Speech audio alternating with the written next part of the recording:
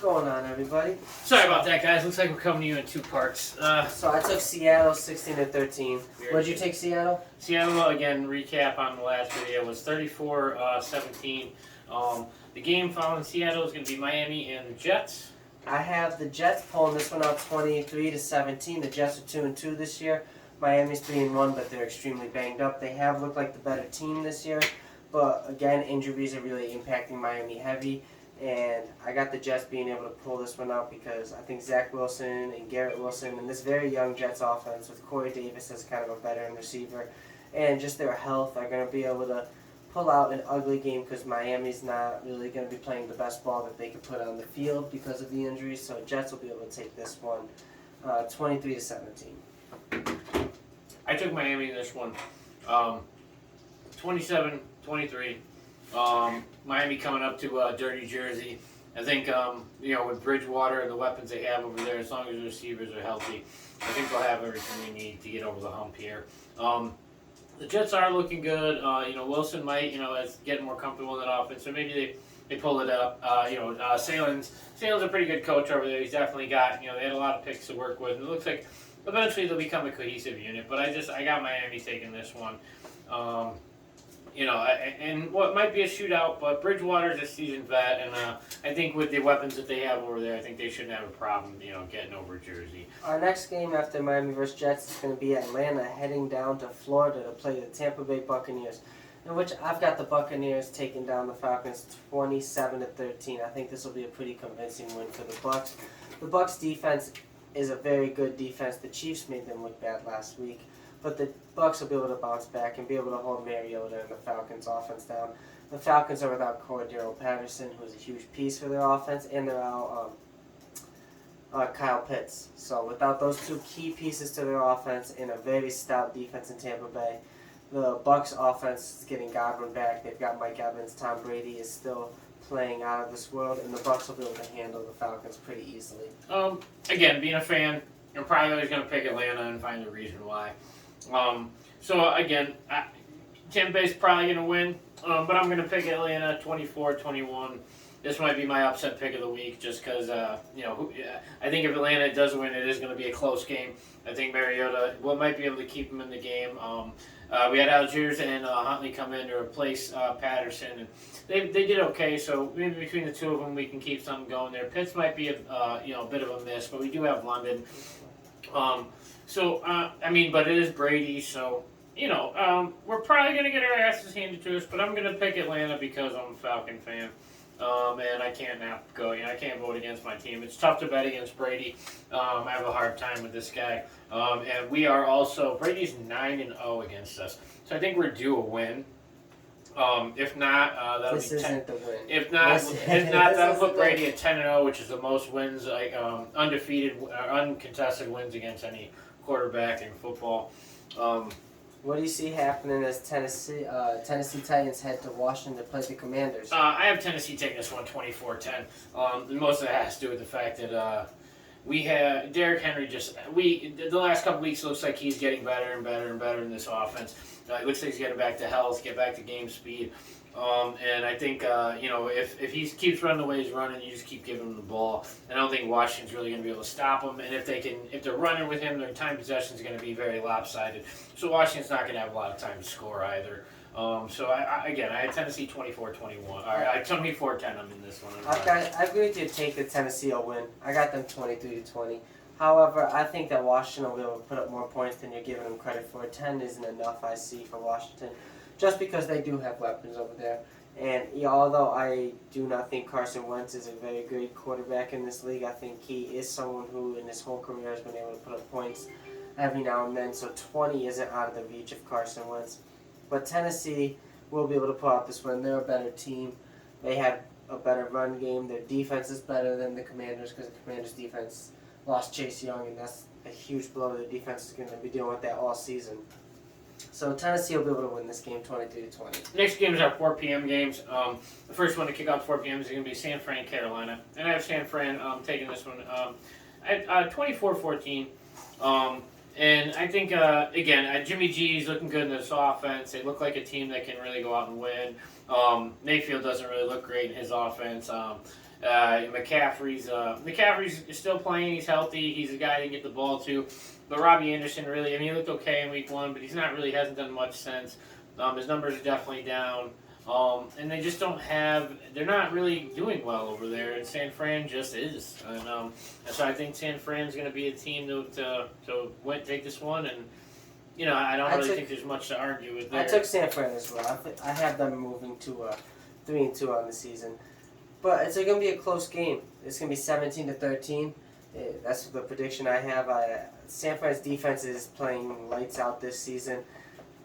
San Fran's offense hasn't impressed me. I do like Garoppolo at quarterback. I think it works well, but I think it's the same San Fran you've got from last season, where they don't always win pretty. Sometimes they'll put up points, sometimes they won't. Garoppolo's stats are always unpredictable, and a lot of times they rely on their star talent that they have, which falls on Debo and Kittle, to make big plays for them on just a few drives every game that they seem to need very well, and then their defense keeps them hanging around. So, with that being said, 17-13 seems appropriate to me because their offense hasn't looked beautiful. San Fran's offense hasn't looked beautiful, and Baker Mayfield has looked really bad in Carolina. That entire offense hasn't looked great. They need to feed McCaffrey more. I think they're afraid to get him injured again, but he's really the best player on that team, and I think getting him going will start up all the receivers and get everything going. They need to put McCaffrey in the game for at least 25 touches a game. After that, Arizona. Philly's going to Arizona. This is a game against an undefeated team going up against Arizona, who's 2-2. Arizona hasn't looked terrible this year, and Philly's looked great. I've got Philly winning this 26-19. How about you? I think Philly again undefeated 4-0. I have Philly beating Arizona. I don't have a lot of I don't like Kyler Murray, so I'm not going to pick Arizona too often. But I have Philly taking this one 27-24. Arizona, they're mostly going to be garbage points on Arizona's end, trying to catch up. Arizona scores most of their points in the fourth quarter. If you go back this year, they haven't even scored a single score. They have 0 points in the first quarter of every single game. They don't, they play catch up a lot of the times. So I think most of their scores are going to be garbage scores trying to catch up. I think Philly's probably going to be able to handle this one from start to beginning. Beginning to end, start of the game right away. Well, I see the game going a little differently, to be honest. I got Philly winning, but Arizona, a big factor for me in the game for my weird score. I think Philly's still going to win, but I said 26-19 because both of their kickers are out. So both teams will have backup kickers playing, so there'll probably be like a funky score going on. Expect a missed PAT or some 2-point attempts that might go or might not go, so expect the score to be funky. But Arizona will kick a few field goals. It'll be a tight game when I watch it. What I'm expecting to watch is going to be something like a halftime score of 12 to maybe like 13 to like 9, 13 to 10. A low scoring first half, and then Philly will be able to pull this out in the fourth quarter, but Arizona should be able to keep it tight through the first half. Dallas and the Rams. This one I have Dallas taking this one 21-19. Do you really? I have Dallas taking this one 21-19. Cooper Rush has been able to do some pretty impressive stuff over there. Fun facts from this game. Cooper Rush is actually off to the best start of any Dallas quarterback ever at a 4-0 start, counting 1 from last year and the 3 from this season. That's better Starbuck, Aikman, Bledsoe, Dak, Romo, you name it. And I can't believe that the reality of it is not a single Quincy Carter. Don't forget about him. None of these guys have started 4-0. Cooper Rush is going to be in there. I know Dallas might have, and it might not seem like it now, but in a couple weeks they're going to have a decision to make. But I think that Dallas has a lot of talent over there. I think the Rams, for defending Super Bowl champions, are kind of struggling a little bit. Akers really isn't off to a good start. They're not having the year that they had before, and even their defense has kind of flexed a little more than I'd expected to. I think Dallas' defense, on the other hand, is rock solid. Dan Quinn is doing a great job with the guys he has over there. And but another fun fact from this game is I was looking at Zach Wilson, lineman over there. Zach Martin. Zach Martin, I apologize. I said Wilson. Sorry, it's getting late. I'm probably not. Yeah, he's their guard. Guard, yes. Has more Pro Bowl selections than he has holding. Yeah, 7 Pro Bowl selections, 6 holdings in his career. That's insane. impressive. It's very impressive. That's one of those. Don't jinx him. Yeah, no. Yeah, watch I get 5 this game would be crazy. But again, Dallas 21. He is going up against Donald. I can see it happening. Yeah. Speaking of Aaron Donald and the Rams defense, this is going to be the first defense to play Cooper Rush that's really been able to expose him for an inexperienced player, a player that has been a backup, as well as Cooper Rush has looked in the fact that he's undefeated as a Cowboy. The Rams defense is very experienced. This is a returning Super Bowl champion, and they're going to be ready for this game. This is a big game marked on their calendar. I know it is, because anytime you play America's favorite team, you always want to go out there and play well and beat them. So I've got the Rams winning 23-13. The Rams offense as well. Cooper Kupp still look great. This is a battle of the Coopers. Cooper Kupp versus Cooper Rush. But as great as Dallas's defense has looked, the Rams defense is going to. This is going to be the first real welcome to the NFL game for Cooper Rush, and the Rams defense is going to say this is what a real defense looks like. Well, I can't argue with you too much. Again, I just don't think the Rams defense has really looked like the Rams defense in the last couple games. So Dallas is just, their defense is really, really well right now. I think Dallas can hold these guys where they need to hold them. I think they can keep them under control, and I think it's going to be a close game. Yeah, 21-19. I think it's going to come down to a few silly plays. But I think Dallas definitely has a chance here. Our 8 p.m. game is Cincinnati-Baltimore. And I have Cincinnati taking this one 27-20. They are a defending AFC champions. Baltimore off to a crazy start with Lamar, but Cincinnati, if they can get all their, they have so many weapons over there. It's hard to look at the offense and see, Mixon's not doing as well as, he's not producing like a top 10 back right now, but he could be. Chase is there. There's just so much talent around these guys. Higbee's, doing great. It's hard to bet against them. But Baltimore's more of a highs and lows team. It's kind of a roller coaster over there right now. I agree. And I think Cincinnati's definitely, as the season's going on, getting better at protecting Burrow a little bit. He's had a few less sacks in every game. So I'm going to give Cincinnati the edge on this one, 27-20. I've got Cincinnati 35-17. Cincinnati's a division opponent. It's the same Cincinnati team that played Baltimore and swept them last season. That probably puts a chip on Baltimore's shoulder, and Lamar Jackson looked great, but Cincinnati seems to know how to contain them to a degree. They were able to very handily beat Baltimore last year. And as long as T. Higgins plays, because T. Higgins is questionable, if they have their full staff going out there on offense with Jamar Chase, T. Higgins, Joe Mixon, Cincinnati should be able to take care of Baltimore. This is going to be the first game to really make Lamar Jackson look bad. Joe Burrow still got control of this offense, and Cincinnati looks like they're ready to return to the team that they were last year. And the Monday night game?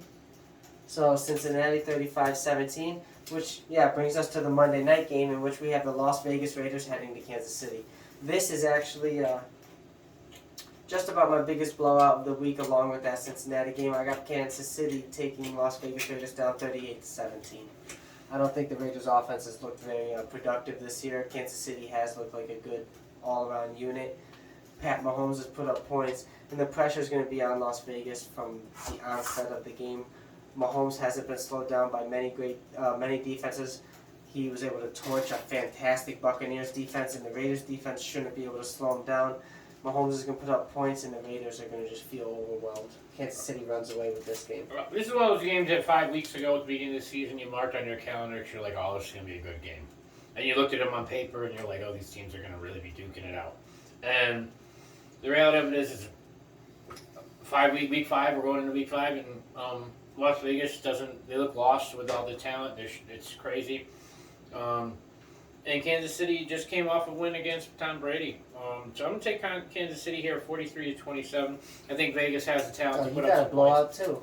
I think Vegas has the talent to put up some points, but I just think Kansas City's hard to stop. And after watching them put it to Brady last week, it's kind of tough to say, try to figure out where the hole is in this offense. They're definitely going to be one of the top contenders on the season. And I expect them to take the Monday night game as well. How do you feel about Andy Reid? Because the fact that he was able to let one of his top targets go and be able to make everything gel with Patrick Mahomes and the new targets, and the offense seems to have not skipped a beat so far this season. I think, besides I mean, he's got a lot of talent over there. He's a good coach. Good coach, right? Yeah, Great he's a good coach. It's not the same Kansas City team, but you still have Kelsey, you still have Mahomes, and Edwards-Hilaire's been there a couple seasons now. There's still a lot of foundation still there. You know, it's not like the guy was building a brand new fucking house. You did use a huge piece in Tyreek Hill. But it looks like they've gotten what they need to fill in the blanks enough. Is it an exact replacement? Absolutely not. But is the offense really skipped more than a beat? I don't think so. So I like, Andy Reid, I like Mahomes, I like them as a contender throughout the year. I don't really think, the way that they handled the Buccaneers, it just gives you, there's certain teams with certain wins, and you're like, all right, they're definitely ready, and then Kansas City's one of those teams that's, ready. It's week 5 and they're already ready, Have a good football Sunday. Don't forget to like and subscribe. Tell your friends, tell your coworkers, tell your family. Bristol Talk Sports is bringing you the latest football news every 2 times a week. And have a nice night. Enjoy your weekend. Enjoy football.